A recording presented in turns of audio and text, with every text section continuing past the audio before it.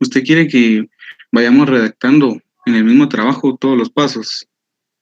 O sea, la lluvia de ideas, el bosquejo Vamos a ver. tópico y relacional. Vamos a ver. Una cosa son todos los pasos previos de la lectura académica y de la redacción generativa, y otra es el ensayo. El ensayo es el producto final.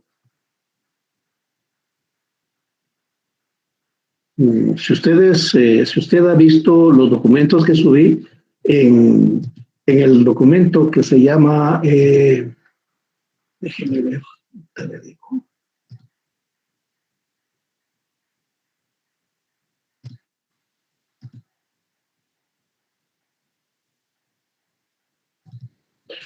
El documento que se llama Guía de cómo hacer la tarea, ahí le explica cuáles son los pasos que debe dar.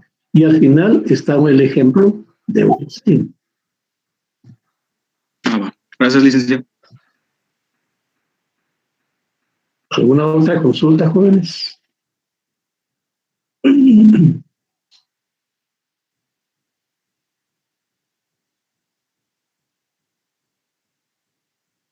Bueno, está bien.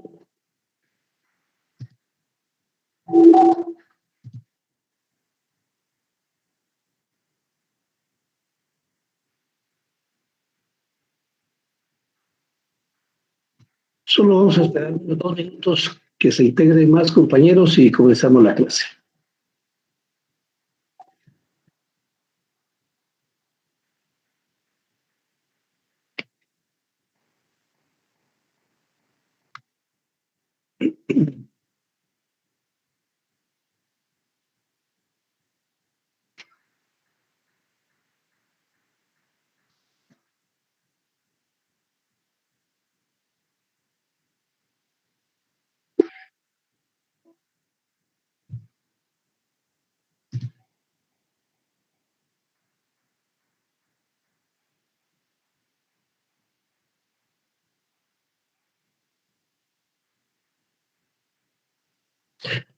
Lili y Johanna pregunta si la tarea es individual. Le agradecería, estimada alumna, que usted vea las instrucciones. Ahí dice que la tarea es individual, no dice que sea grupal. Por favor, jóvenes, vean las instrucciones y a partir de las instrucciones hagan las consultas. Pero si no han visto las instrucciones, es difícil plantearles algo, porque ahí está todo.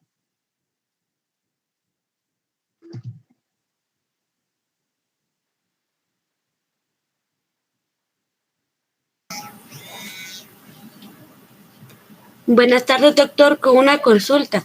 Fíjese que Buenas usted tardes. la clase pasada dijo que el documento era en Word, pero las instrucciones que subió ahí dice PDF.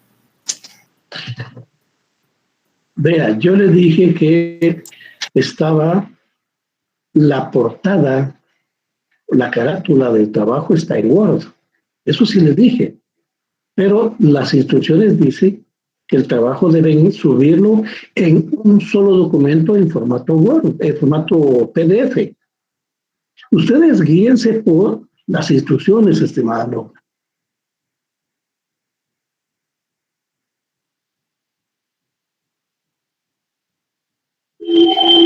Gracias, licenciado. Ahí por eso les digo, ahí están las instrucciones. Ahí cabal dice que debe ser un solo documento en formato PDF. Le subí la carátula en formato Word para que la puedan usar. Ya después todo el documento lo transforman en PDF.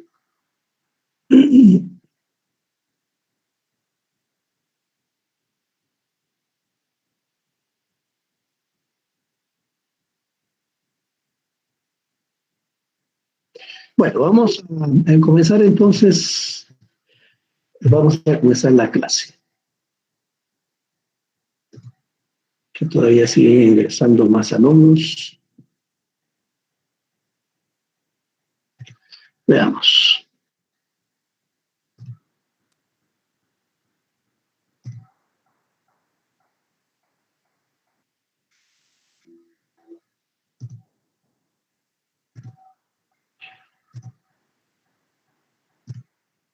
Pues vean, hoy quiero despejar también otras dudas que tienen ustedes sobre las pruebas que nos hacen falta para terminar el semestre.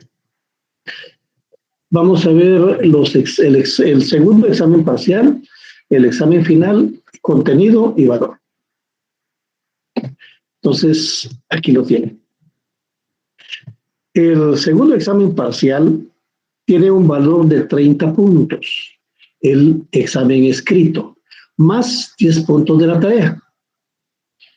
El contenido del examen escrito es capítulo 4 y 5 del libro Comunicación Lingüística. El folleto completo, algunos elementos de normativa y gramática de usos. Es un folleto pequeño, por eso lo vamos a ver completo para el segundo examen parcial. Y los cuentos 4, 5, 6 y 7 del libro Cuentos para aprender a leer en la universidad. Ese es el contenido del segundo examen parcial. Todavía no hay una fecha precisa para el examen. Lo único que sabemos es que el examen será luego de las vacaciones de Semana Santa. El examen final tendrá un valor de 30 puntos. Incluye capítulos 6 y 7 del libro Comunicación Lingüística y los cuentos 8, 9 y 10 del libro Cuentos para aprender a leer en la universidad. Ahora, sobre este contenido, ¿tienen alguna pregunta, jóvenes? No, licenciado. No, gracias, licenciado. Bueno, espero que les haya quedado claro esto, porque siempre me andan preguntando, y con justa razón, ¿verdad? Para que no haya incertidumbre sobre el contenido. Fíjense que cuando regresamos de vacaciones, las vacaciones de Semana Santa comienzan el día viernes 26 de marzo. Ese es Viernes de Dolores. Y la semana siguiente, ¿verdad? Reiniciamos actividades. Ahorita les digo.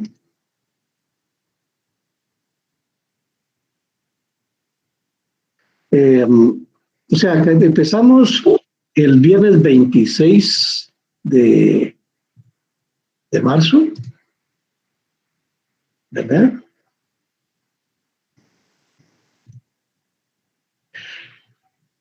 Y retornamos el día 5 de abril, ¿verdad? El día 5 de abril retornamos a las actividades académicas. Ustedes deben entregar la tarea a más tardar el día 9. Si la tarea la tienen antes, la pueden subir antes a Moodle, estimados alumnos, ¿verdad? No hay necesidad que todos lo suban hasta el día 9. De hecho, ahorita, si ya tuvieran hecha la tarea, ahí está el espacio asignado para que ustedes suban la tarea, ¿verdad? La fecha última para subir es el 9 de abril a las 23 horas. Después de las 23 horas ya no voy a recibir ningún trabajo. Fíjense que tienen suficiente tiempo para elaborar la tarea. ¿Alguna otra duda, jóvenes?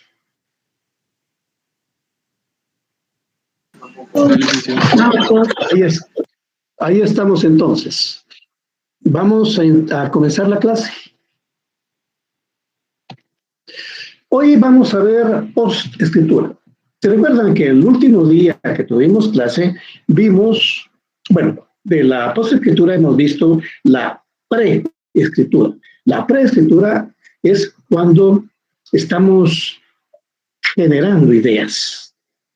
Vimos que era la lluvia de ideas, después seleccionamos las ideas principales y a partir de esas ideas principales desarrollamos el esquema gráfico, el bosquejo tópico, el bosquejo oracional y la construcción del párrafo. En la clase anterior vimos lo referente a la escritura. Escritura o redacción. ¿Se recuerdan que vimos que las oraciones se requieren 3 requisitos fundamentales? Primero, la estructura lógica de la oración sencilla o simple. Sujeto, verbo y predicado. 2, que las oraciones tengan un promedio de 28 palabras. Eso quiere decir que vamos a privilegiar las oraciones cortas, las oraciones breves, estimados alumnos, para que no me vayan a estar haciendo oraciones extensas que no terminan. Y la tercera es una sola idea por oración. Entonces, después de haber trabajado esas 2 partes, vamos ahora con la posescritura. ¿Qué es la posescritura? La posescritura es la parte que ocurre después de escribir, después de redactar el trabajo de investigación. O llámenle ensayo. Y aquí tenemos, vean, la estructura. Primero vimos la preescritura, luego trabajamos la escritura y ahora estamos en la etapa de la revisión. Revisión o post-escritura. Los elementos que integran la post-escritura son el reposo, la organización y estructuración del texto y la edición del texto. Con frecuencia las personas creen que al escribir el último párrafo y colocar el punto final ya concluyeron su trabajo. A veces les dan una lectura rápida para eliminar posibles faltas de ortografía o puntuación. Sin embargo, tomen en cuenta esto, jóvenes. La redacción aún tiene pendiente una etapa.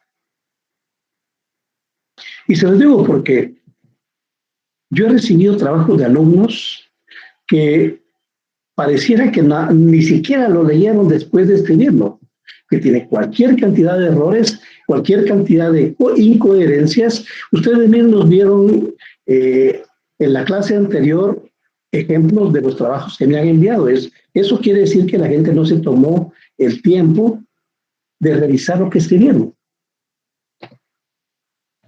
Le llamamos reposo al periodo que ocurre después de redactar un texto.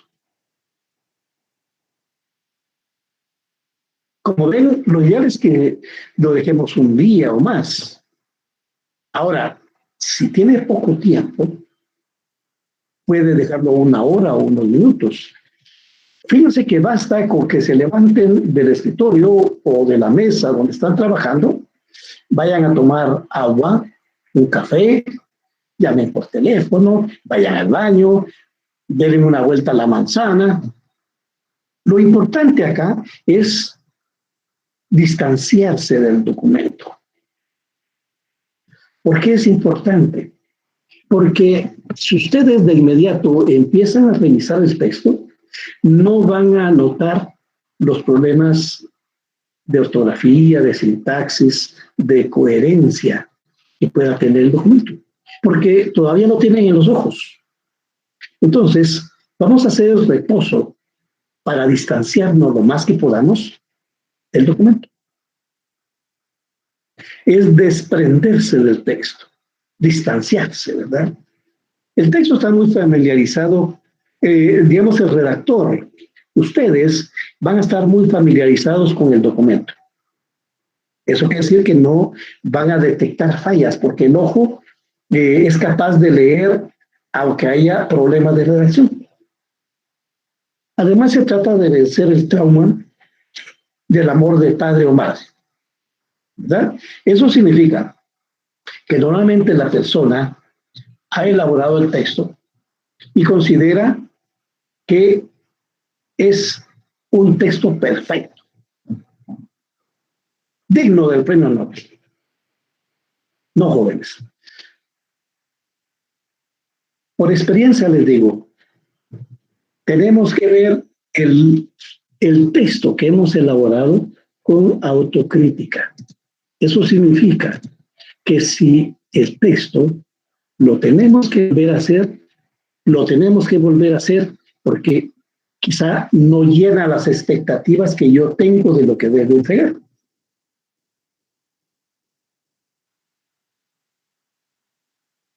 ¿Por qué le damos trauma del amor de padre o madre?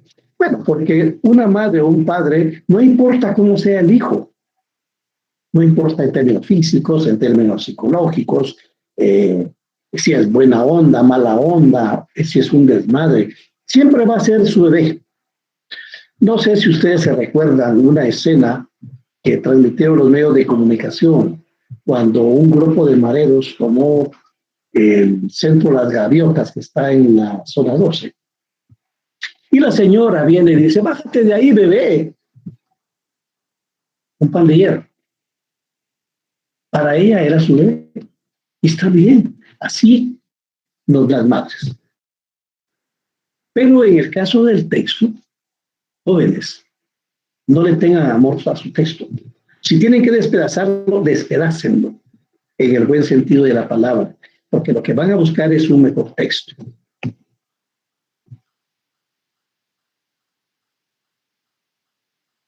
El principal objetivo de la revisión es hacer más claro el texto. Es preciso controlar que la selección y la organización de las ideas jueguen a favor del lector. Un texto legible y ameno parte del concepto de la sencillez y fluidez. Les repito, ustedes no escriben para ustedes, escriben para que lo lean otras personas, o sea, para que lo tenga otro lector. Por lo tanto, ustedes deben pensar cómo va a entender el texto el lector que va a tener acceso a este documento. Póngase en los zapatos de ese lector. Para principiar, debe hacerse un balance de la organización del texto.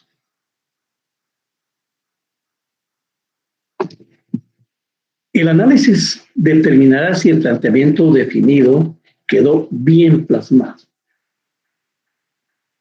Fíjense que cuando hablamos de organización del texto, quiere decir que yo voy primero, antes de hacer correcciones de ortografía o de sintaxis, tengo que leerlo para ver si se entiende, para ver si está bien estructurado en términos de oraciones, en términos de párrafos. A eso es a lo que se refiere acá la organización del texto, ¿verdad? Es importante saber si el texto funciona para el lector. ¿Y cómo funciona el texto para el lector? Que lo entienda. Ustedes deben ponerse, como les digo, en el papel del lector. ¿Entiendo lo que dije aquí? ¿O no?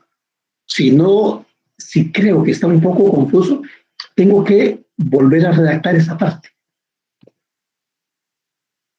Entonces, solo de esa manera, posteriormente vamos a empezar a trabajar los problemas de redacción que pueda tener el documento. Y son bastantes, ¿verdad? Hoy vamos a comenzar a ver estos problemas de redacción. Primero, tenemos que comprender que existe una normativa lingüística que nos va a permitir determinar el buen uso del idioma español. La normativa lingüística es precisamente un conjunto de normas que determinan el uso correcto del código lingüístico. La normativa es necesaria para que un mayor número de personas comprenda el texto y se eviten confusiones o no tenga claridad la exposición. Por eso nosotros les hemos pedido que lean el documento algunas normas de gramática y de normas, ¿verdad? Porque estamos usando el idioma español y lo tenemos que usar de la mejor manera para que tenga claridad la exposición. Entonces, dentro de los problemas que podemos encontrar y que debemos resolver están los barbarismos. Los barbarismos son palabras que no pertenecen al idioma o son degeneraciones de palabras o frases. Pueden ser extranjerismos, pleonasmos y palabras mal pronunciadas.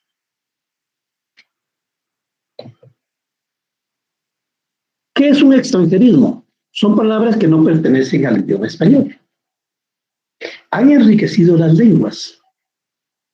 Algunos son aceptados porque responden a determinadas necesidades.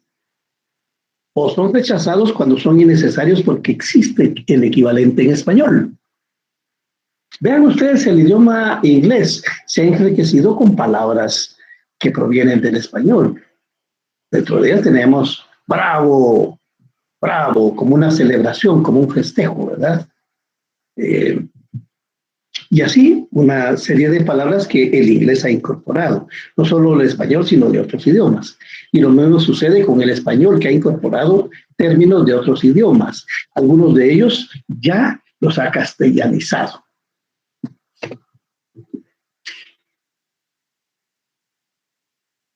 Entre los barbarismos tenemos anglicismos, tenemos galicismos y latinismos. Estos son vocablos en otros idiomas que pueden ser sustituidos por términos en español. Esa es la razón de ser de que nos veamos como barbarismos, porque, pues, ¿para qué vamos a emplear un barbarismo si tenemos el equivalente al idioma español? Empecemos a ver los anglicismos. Los anglicismos son términos que provienen del inglés. Aquí tenemos coffee break, close up, full time, brochure, voucher. Si se dan cuenta, estos son términos que se usan cotidianamente. ¿Y por qué los usamos si existen equivalente en español? A ver, jóvenes, ¿cuál sería el equivalente en español a coffee break? Descanso o receso. Un café. Un café. Una refacción. Así es. Porque si usted habla de descanso, receso, eso es otra cosa, ¿verdad? Porque aquí lo que llamamos coffee break es decir, a tomar algo en un receso, ¿verdad? Efectivamente hay receso, pero a esto se referimos a consumir algún tipo de alimento. Cosa. A ver, jóvenes. Acercamiento. Acercamiento, exactamente. ¿Verdad? Normalmente lo usan los fotógrafos. Hacerme un close-up. Full time. ¿Cuál sería el equivalente? Tiempo completo. Tiempo completo, ¿verdad? Dice, yo trabajo en full time o part time. Que no dice trabajo a tiempo completo o a medio tiempo. Brochure. ¿Qué es un brochure? Folleto. Un folleto, exactamente. ¿Verdad? Pero como a veces la cámara se cree bien cool, porque decir brochure es una gran diferencia de decir folleto o trifoliar, ¿verdad? Alcánceme el brochure. ¿Por qué lo vamos a decir si podemos decir folleto o trifoliar? Voucher. ¿Qué es un voucher? Un recibo. Un recibo, comprobante, ¿verdad? Para las personas que usan tarjeta de crédito. ¿Me da mi voucher, por favor? ¿Por qué no dice me da mi comprobante de pago? Mi recibo. Galicismos. El galicismo proviene del francés. Y tenemos algunos ejemplos aquí. Tête à tête, cabeza a cabeza. Eso se usa normalmente en deportes, ¿verdad? Cuando llegan a la meta y están así casi cabeza a cabeza, ¿verdad? Están al tête à tête. O petit comité. O boutique. Petit comité, pequeño grupo. Normalmente se hace para cuestiones, digamos, de encuestas, generar opinión. Y boutique, como les digo, ¿cuál podría ser un término en español? Almacén, tienda. De ropa, por supuesto, ¿verdad? Latinismos son términos que provienen del latín. Aquí quiero hacer un paréntesis, porque en el derecho es común utilizar términos en latín, o sea, usar latinismos, pero son términos referentes al derecho, ¿verdad? Ahí sí no hay ninguna restricción. Aquí estamos hablando de latinismos cuando nos referimos a términos que no son del derecho, sino a términos comunes y corrientes. A posteriori. A posteriori quiere decir después. Vox populi, voz del pueblo. Sine qua non. Es una condición indispensable. Status quo. Un estado de cosas que no se modifica, que se mantiene, ¿verdad? Y eso lo podemos decir en español, no hay necesidad de recurrir a términos en otros idiomas. Como digo, en el caso de los latinismos, aquí no me estoy refiriendo a la terminología del derecho, ¿verdad? Aquí tenemos otros términos como accesar. La gente está acostumbrada a decir accesar. Lo correcto es acceder. Amateur, aficionado. Hall, vestíbulo. Y aquí tenemos un término de una marca, porque fíjense ustedes que ustedes identifican que es un jacuzzi, pero en realidad un jacuzzi no es un producto, sino que se está refiriendo a la marca de una bañera de hidromasaje. Jacuzzi es la marca, es como que dijéramos pasta dental, Colgate. ¿Correcto? Bañera de hidromasaje. Team. Lo correcto, equipo. Smoking. ¿Qué es un smoking? Es un traje de etiqueta. Staff. El staff de la radio, el staff de la facultad, grupo, equipo, el área administrativa, ¿verdad? Aplicar, solicitar. Bullying. Este es un término muy utilizado, pero también tenemos acoso escolar. Chef, jefe de cocina. Match, partido, encuentro deportivo. Ring, cuadrilátero. Scout, explorador. O vivir en el penthouse. Vivir en ático.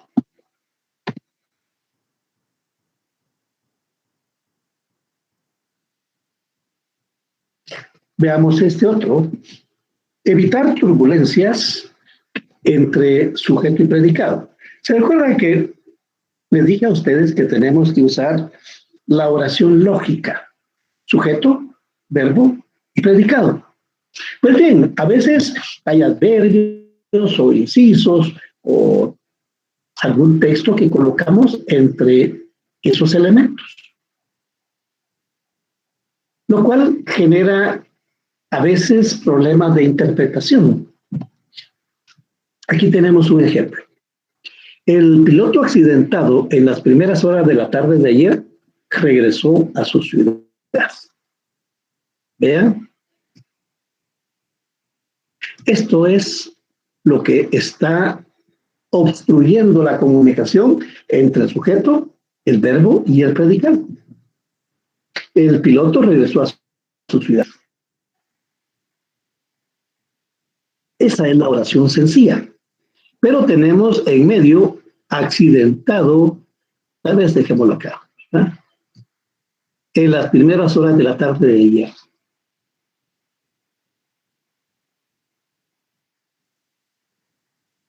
Ahora vemos. Aquí, de esta forma lo solucionaríamos. Vean, lo que está en negro es precisamente en la parte superior la oración lógica. Lo que está en rojo es el elemento que lo puedo modificar en función de su contenido. Y quedaría en las primeras horas de la tarde de ayer, el piloto accidentado regresó a su ciudad. Aquí tenemos otro ejemplo. El piloto accidentado regresó a su ciudad en las primeras horas de la tarde de ayer.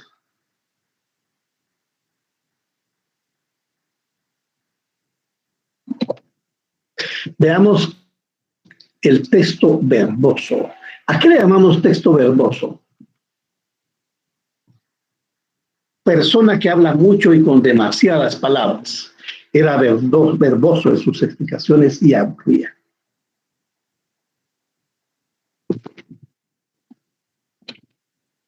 Aquí tiene, por favor, lean este texto, jóvenes.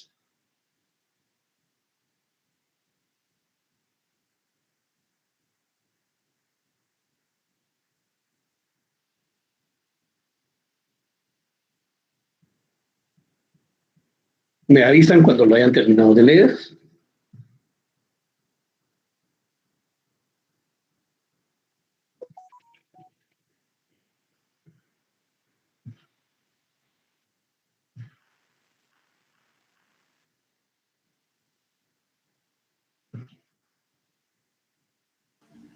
Ya, licenciada. Digo, ya, doctor. Bueno, a ver sus opiniones.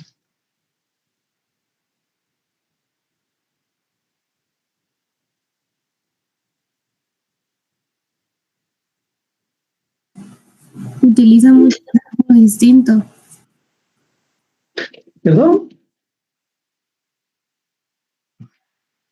Utiliza mucho la palabra distinto. Ya, pero me refiero, ¿es fácil de leer el texto? No. No tiene las técnicas que nos dio la vez pasada. Es un poco redundante. Exactamente, por eso se llama texto verboso, que aquí les puse que habla mucho y con demasiadas palabras. O sea, esto mismo se puede sintetizar. Bueno, vamos a ver. Fíjense que también vamos a tratar de evitar la repetición de palabras. Cuando se emplea la misma palabra en una oración o es reincidente en un párrafo, da la impresión de pobreza del lenguaje. Aquí tenemos este ejemplo. Al escribir un tema, una buena escritura ayuda mucho.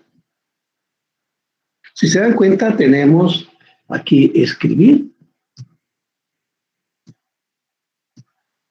y escritura. Tienen la misma raíz, por lo tanto, son términos bastante parecidos. Y de esta manera lo podríamos modificar. Al redactar un tema, una buena escritura ayuda mucho. ¿Se dan cuenta? Redactar es sinónimo del otro, pero no llega al conocimiento de otra persona, ¿verdad? Entonces, nos ayuda porque diversificamos la redacción. Veamos los pleonasmos.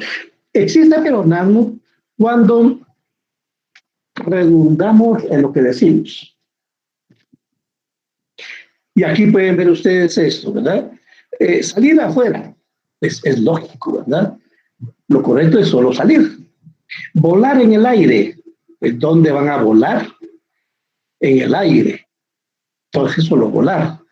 Recordar de memoria, pues es obvio, ¿verdad? Que van a recordar de memoria. Recordar, cállate la boca. Pues de modo, no va a ser de otra manera que se callen, ¿verdad? Entonces solo cállate o cállate. Constelación de estrellas, pues no hay otra cosa que sea constelación que no sea constelación de estrellas, por lo tanto, es solo constelación. Tenemos acá, breve resumen. Cuando uno hace un resumen es porque ya es breve, ¿verdad? Entonces, solo decimos resumen o síntesis. Aquí tenemos otras. Bajar abajo o subir arriba. Lo correcto es solo bajar o subir. Jauría de perros. No hay otra cosa más que de jauría, más que una jauría integrada por perros. Hija, mujer. Pues es también redundante, porque lo correcto es solo hija. Cita previa. Esta es muy común. Por favor, hagan una cita previa. Pues es obvio, ¿verdad? Hagan cita. Más sin embargo, es otro ejemplo de lo que normalmente hace la persona, ¿verdad? Cree que si pone más sin embargo, está hablando así, pero con caché. Sí, con gran valor, ¿verdad? Lo que no se da cuenta es que está cometiendo un problema.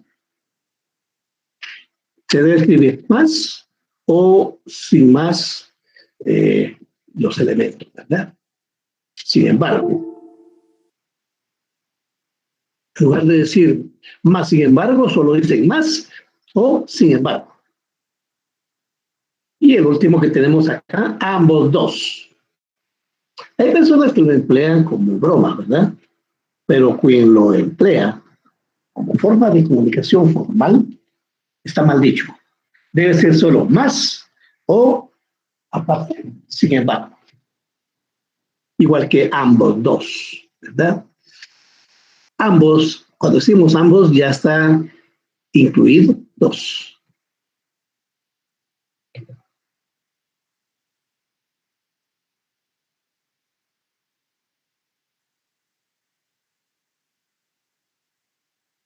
Ahora, veamos aquí la anfibología. ¿Tiene alguna duda hasta el momento de lo que vamos, jóvenes? No, No, muchas gracias. Bueno, vamos a ver la anfibología. Se llama así a las construcciones confusas, que se prestan a equívocos o a varias interpretaciones. Puede darse por varios factores. Por la colocación inadecuada de los modificadores. Entonces, si no queremos hacer construcciones, aquí obviamente construcción no estamos definiendo construcciones gramaticales, ¿verdad? Construcciones confusas, porque estas generan equívocos o se les puede dar diferentes interpretaciones.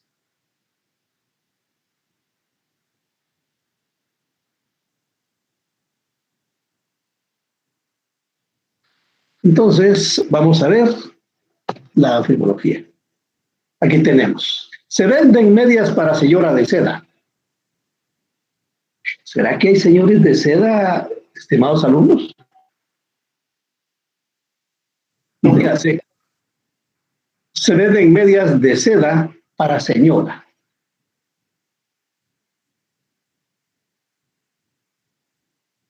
Pidió las llaves a la sobrina de la casa.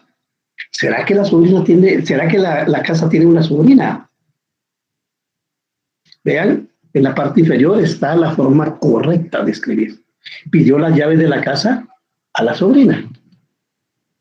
Una llamada a los profesores del presidente. ¿Cuántos tendrá el presidente? Lo correcto es una llamada del presidente a los profesores. Entonces, se dan cuenta, esta serie de elementos también a veces nos aparece sin que nos demos cuenta en nuestros textos. Y más de alguna persona lo va a ver así con gracia. Otros se van a molestar. ¿Qué capacidad? Estudiantes universitarios y así escribiendo, ¿verdad? Todavía. Vamos a ver, pues posesivo su, ya que se usa indistintamente para masculino o femenino. Aquí sí me vale la etimología. Vemos, José encontró a Verónica en la casa de su abuelita. Queda claro en dónde la encontró. ¿De quién es la abuelita?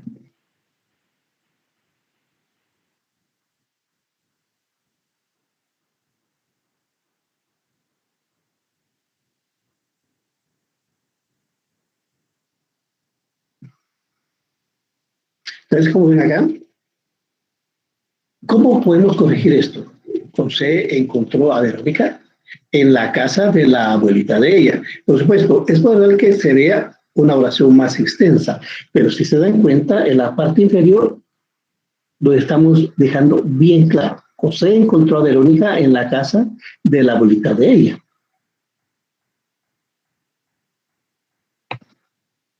Aquí tenemos también palabras mal pronunciadas.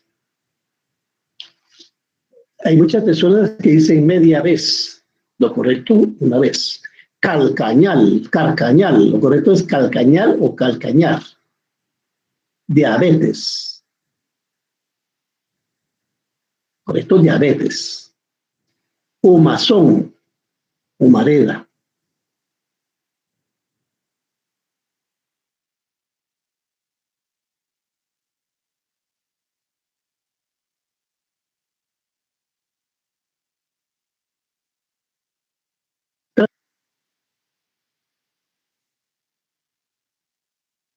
Ambientífico.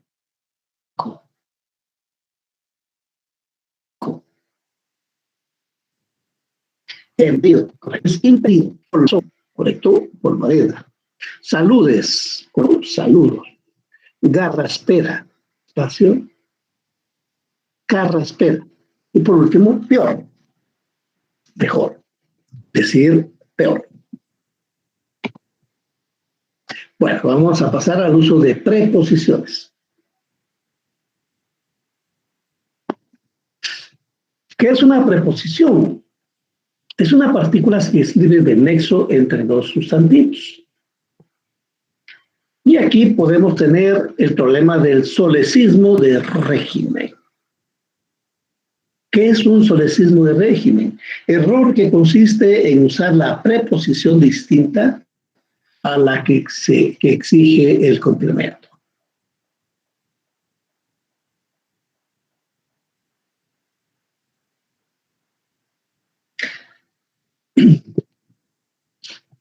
Vean los elementos incorrectos y los elementos correctos. Incorrecto, de acuerdo a. Lo correcto, de acuerdo con. Acto a realizarse. Acto por realizarse.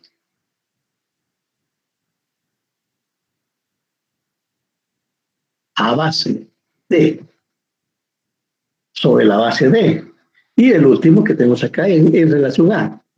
En relación con. ¿Ven? Esas son las formas en las cuales usamos de forma correcta o incorrecta las preposiciones. Y aquí tenemos otros términos. Incorrecto, a cuenta de. Correcto, por cuenta de.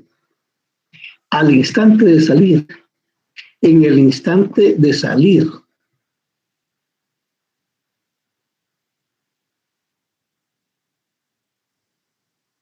Diferente a los demás, diferente de los demás. Máquina a vapor, máquina de vapor. escalar el cielo.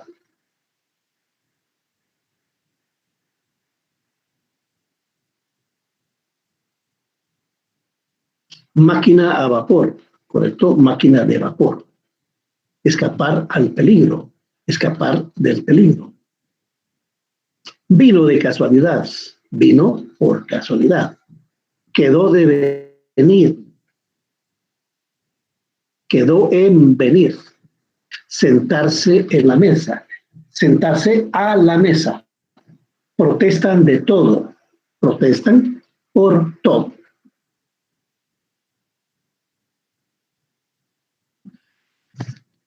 Ahora veamos la cacofonía. Como ustedes ven, hasta el término es feíto, ¿verdad? Pero ¿qué es una cacofonía? Una cacofonía es una rima involuntaria que debe evitarse, porque da a la redacción un sonido desagradable,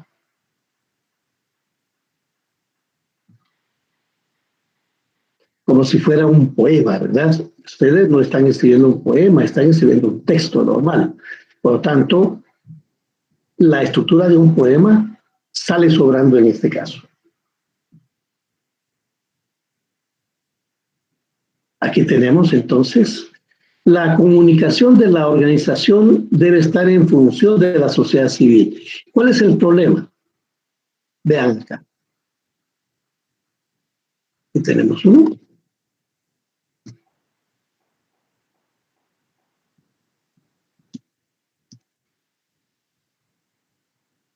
Aquí tenemos el otro, la comunicación, la organización, ahí está el segundo. Y el último, función. Entonces tenemos tres: comunicación, organización y función.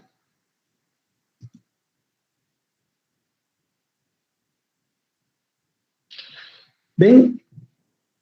En la parte de abajo lo tenemos ya también con el mismo problema, porque no es solo función, sino que tenemos capacidad, ¿ve? Capacidad, sociedad y multiplicidad. Esta es una oración pequeña, pero vean, tiene tres problemas de cacofonía. ¿Cuál sería la correcta?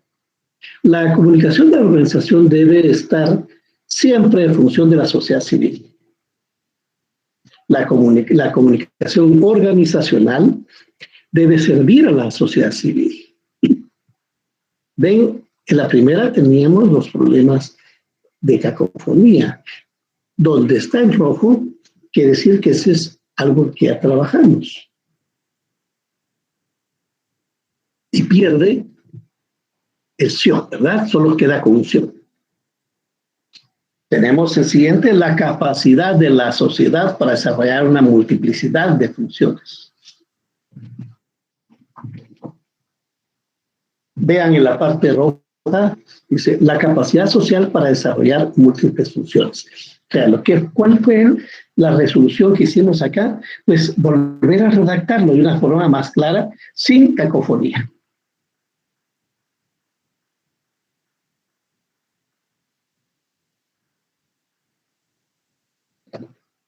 Ahora veamos el queísmo y el dequeísmo.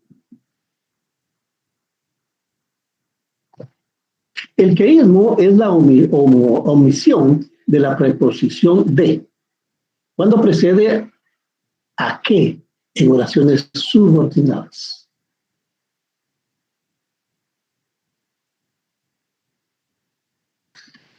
Me alegro que te vayas. ¿Correcto? Me alegro de que te vayas. ¿Ven? Esos son los errorcitos. No me di cuenta que habías venido. ¿Correcto? No me di cuenta de que habías venido.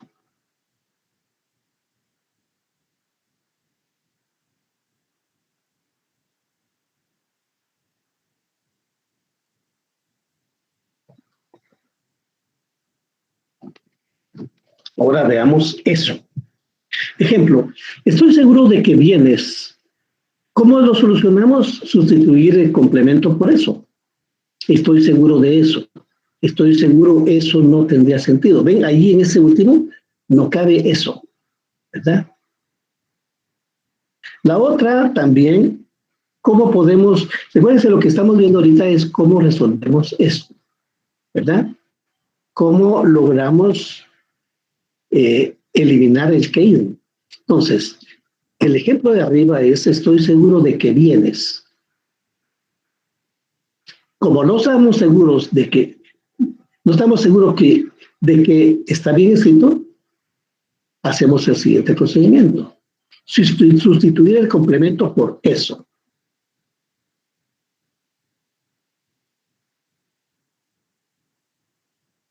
¿Verdad? Esas son las partes.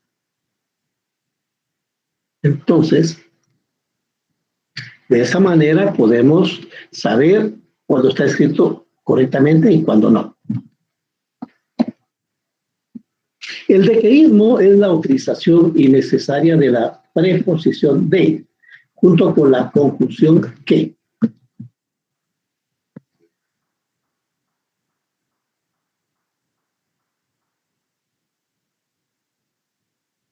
Veamos. Me ha dicho de que vendrá mañana por la tarde. Ahí me ha dicho de qué. ¿De qué? ¿Verdad? Vendrá mañana por la tarde. ¿Correcto? Me ha dicho que vendrá mañana por la tarde. O sea, aquí no era necesario el de qué, sino me ha dicho que vendrá mañana por la tarde. Veamos el segundo. Pensó de que la Tierra era redonda. Aquí está mal, ¿verdad? Lo correcto es: pensó que la Tierra era redonda.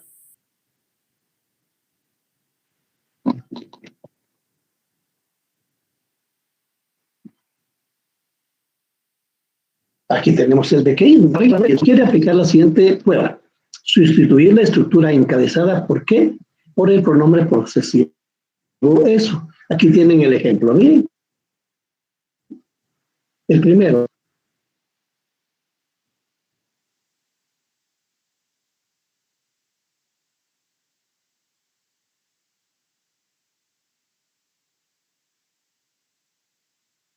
Hay que lo hará.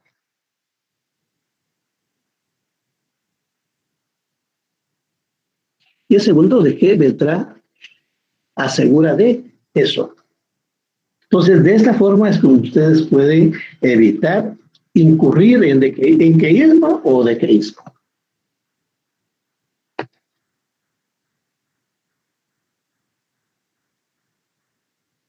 Aquí tenemos otro. Tenemos incorrecto. Piensa de que los cambios serán paulatinos. Piensa que los cambios serán paulatinos.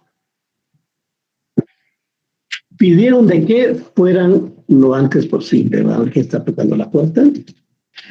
Kelvin Levos.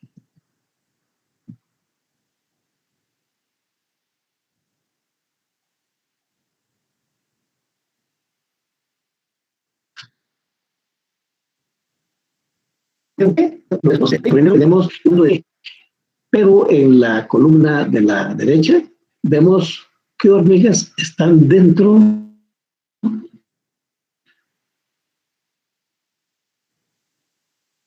del espacio. Entonces, lo antes posible. Aconsejó de que tomaran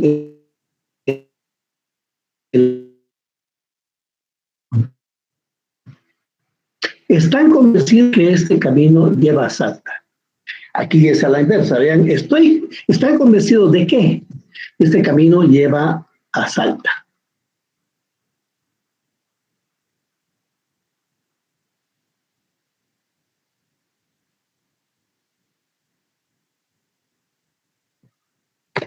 A ver, jóvenes, ¿alguna duda? Queísmo es la repetición innecesaria del qué. El uso del qué pronombre o qué conjunción.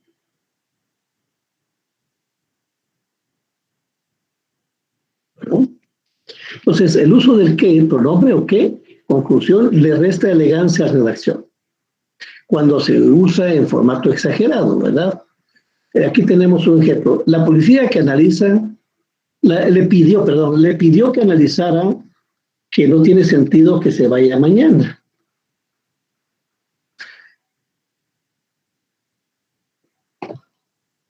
Le pidió que analizara que no tiene sentido que se vaya mañana.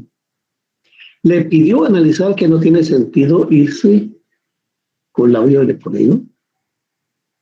Perdón. Le pidió analizar que no tiene sentido irse mañana.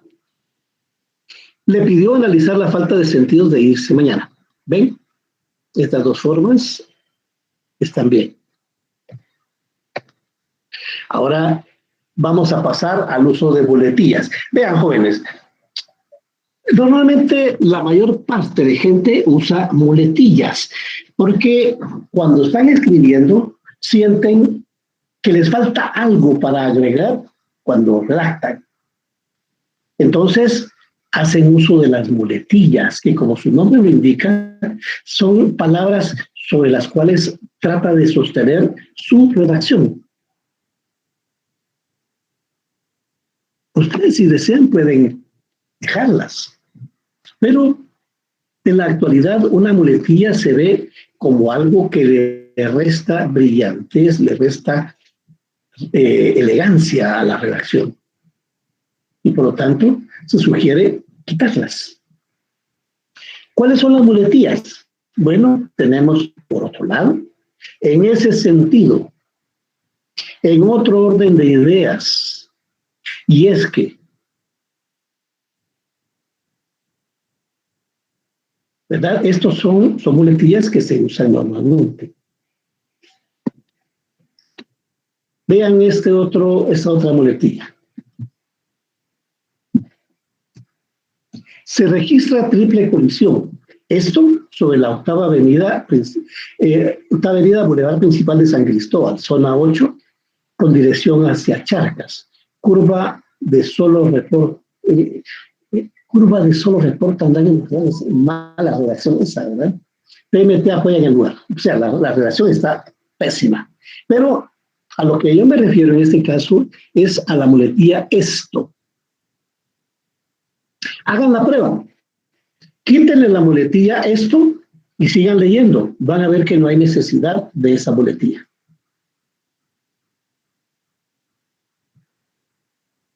Porque entonces lo van a leer de esta manera. Se registra triple colisión sobre la octava avenida Boulevard Principal de San Cristóbal. ¿Se dan cuenta?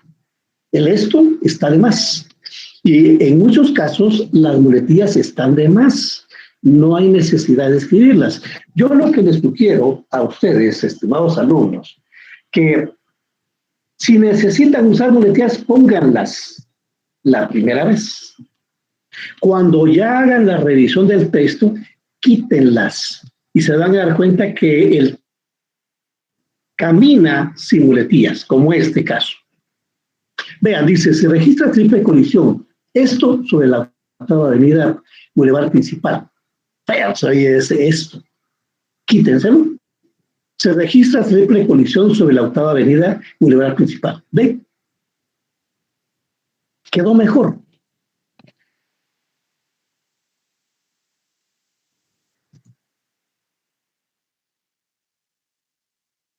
Veamos este otro. A ver, ¿quién nos ayuda? Que lo lea ahorita y después la muletilla.